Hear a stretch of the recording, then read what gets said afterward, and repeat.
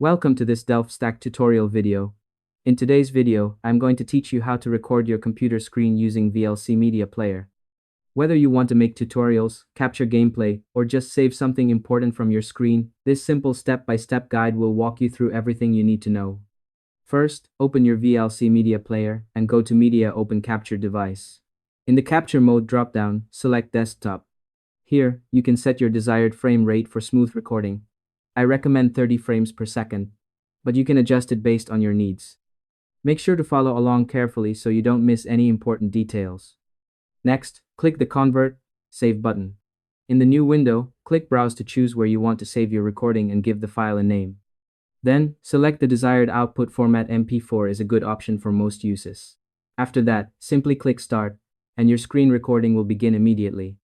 To make the process smoother, a quick tip is to close any unnecessary applications before recording.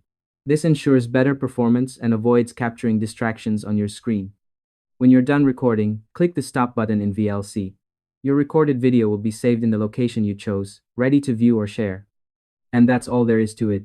By following these simple steps, you'll be able to record your computer screen easily using VLC Media Player. Thanks for watching this Delft Stack tutorial video.